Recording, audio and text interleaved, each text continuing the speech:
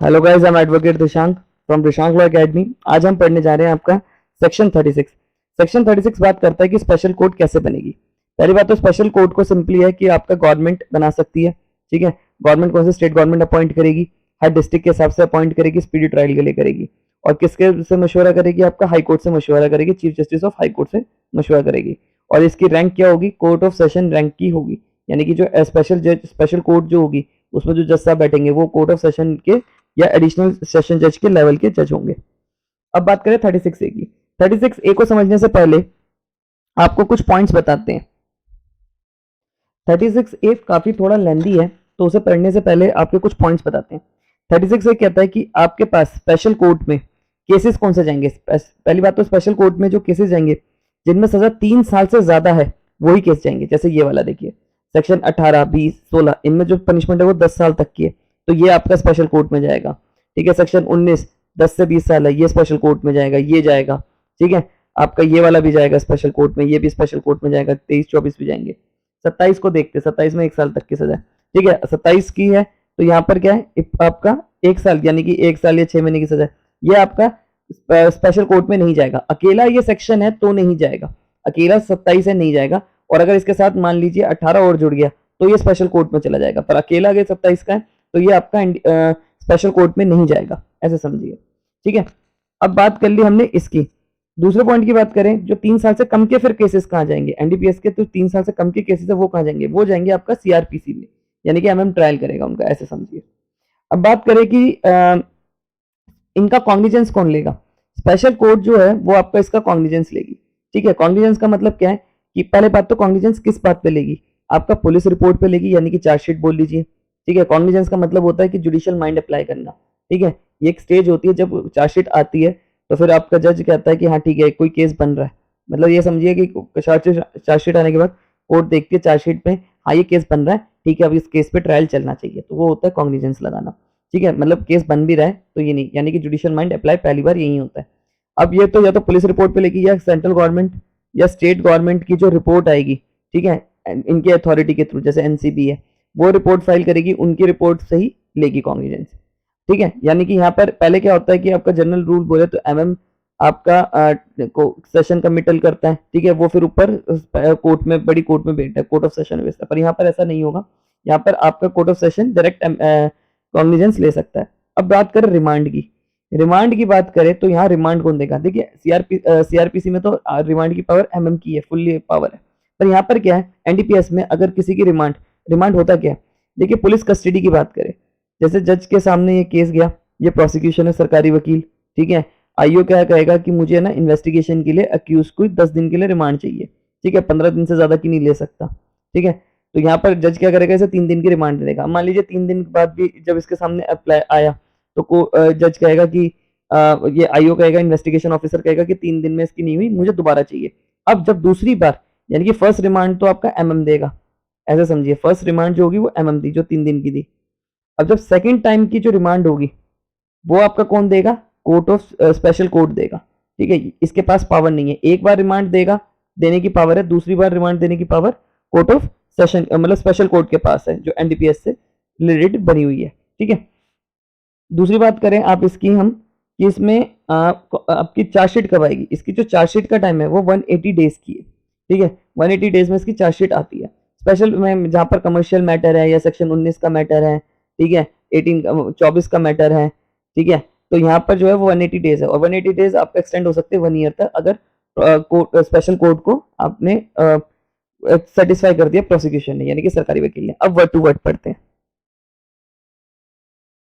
अब इसे word to word पढ़ते हैं। यहाँ लिखा है कि कुछ नहीं माना जाएगा, सीआरपीसी में क्या लिखा है, जो है यहाँ लिखा है, नॉट स्टैंडिंग का मतलब नहीं माना जाएगा सीआर कोड में, यानी कि सीआरपीसी में। All offences under this act which are punishable imprisonment more than, आगे भी बात, मोर देन 3 years, 3 years में जिसमें ज्यादा है, by the only by the special court. Special court मतलब जो एनडीपीएस की स्पेशल कोर्ट बनाई गई है, इन द एरिया, वहां पर जहां पर ऑफेंस हुआ है। ठीक है, तो यहाँ जुडिक्शन ने बता दी कि वहां पर जहां पर ऑफेंस हुआ वहीं पर जुडिक्शन बनेगी। और where there one more special court जहां पर हुआ है, सिंपली बात कर रहे हैं। बी पार्ट आपका कह रहा है when a person accuse suspected commission of offence under this section forward to the magistrate, यानी कि मैजिस्ट्रेट के पास जाएगी 167 आपका बात करता है डिफॉल्ट इन बेल, यहीं पर आपका जुडिशियल कस्टडी और इनकी बात करता है। ठीक है, रिमांड की। Such magistrate may authorise detention of such person के custody fit thinks fit not period of 15 days, मतलब यानी कि वही बात है, एमएम जो होगा रिमांड देगा वो 15 डेज से ज्यादा की नहीं देता in the whole area magistrate. But जो judicial magistrate is a judicial magistrate, यहाँ पर बताया गया कि आपका जो मैजिस्ट्रेट की बात करिए जुडिशियल मैजिस्ट्रेट, और अगर कोई एग्जीक्यूटिव मैजिस्ट्रेट है वो 7 दिन की, यानी कि एमएम जो जुडिशियल मैजिस्ट्रेट है वो फर्स्ट 15 दिन की दे सकता है जुडिशियल पुलिस कस्टडी, ठीक है, और जो एग्जीक्यूटिव होगा वो 7 दिन की दे सकता है। Provided in case where which are tribal by special court where such magistrate consider when such person is forwarded him to forward। और मान लीजिए स्पेशल कोर्ट है, ठीक है, और उसके पास जो मैजिस्ट्रेट आएगा और वो ट्राइबल बाय स्पेशल कोर्ट है, तो वो फॉरवर्ड कर देगा उसको ऊपर, यानी कि कोर्ट, यानी कि एमएम फॉरवर्ड कर देगा कोर्ट ऑफ सेशन में। अपॉन और at any time before the expiry of detention period, detention period खत्म होने से पहले पहले। That the detention of such period and is necessary unnecessary shall order the, अगर मान लीजिए डिटेंशन देना जरूरी नहीं है तो ये फॉरवर्ड कर देगा स्पेशल कोर्ट को कि आपके ऊपर आएगा, ठीक है, मतलब ये ऊपर कर देगा रिमांड देने के बाद, ठीक है, फर्स्ट रिमांड देने के बाद ये सिंपल सी बात है, कोर्ट ऑफ सेशन यानी कि जो एनडीपीएस की स्पेशल कोर्ट बनी हुई है उसको दे देगा, सिंपल बात। अब बात करें तो स्पेशल कोर्ट में exercise in relation to the person forwarded clause B the same power of the magistrate have. यहाँ पर ये लिखा है कि स्पेशल कोर्ट जो आपका सीआरपीसी में 167 में जो मैजिस्ट्रेट बोला हुआ है वही आपकी सेम पावर होगी स्पेशल कोर्ट की, सिंपली बात। अब बात करें हम इसकी कि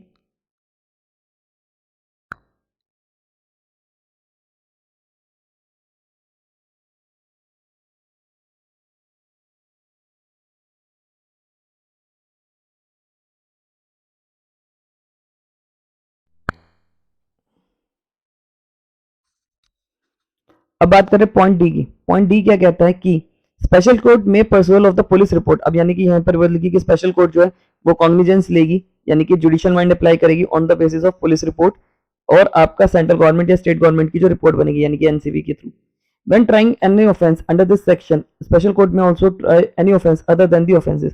स्पेशल कोर्ट जो है वो आपका और भी केसेस, जैसे मान लीजिए वही बात है 27 भी लगा था, 27 में तो 1 साल की पनिशमेंट है और स्पेशल कोर्ट तो देख नहीं सकती, पर उसके साथ अगर 19 भी लग गया और आईपीसी के भी सेक्शंस लग गए और भी केसेस और भी सेक्शन और भी एक्ट के केसेस लग गए तो वही आपकी कोर्ट ट्रायल करेगी।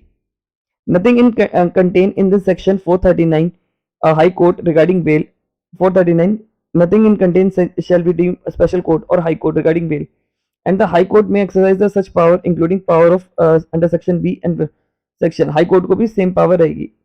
अब यहाँ पर बात करें सेक्शन 4 की बात क्या कह रहा है, यहाँ पर ये सिंपली बात कर रहा है सेक्शन 19 और सेक्शन 24 जो ऑफेंसेज है, या 27A का जो ऑफेंस है वहां, और यह कमर्शियल क्वांटिटी से रिलेटेड कोई केस है तो वहां पर आपकी जो चार्जशीट फाइल करने का टाइम होगा वो होगा 180 डेज। और 180 डेज मान लो पूरे नहीं हुए और कोर्ट को सेटिस्फाई भी नहीं कर पाया कि आईओ या प्रोसिक्यूशन की इसकी डेट आगे एक्सटेंड कर दी जाए, तो क्या होगा आपका यहाँ पर सिंपली उसे डिफॉल्ट इन बेल मिल जाएगी।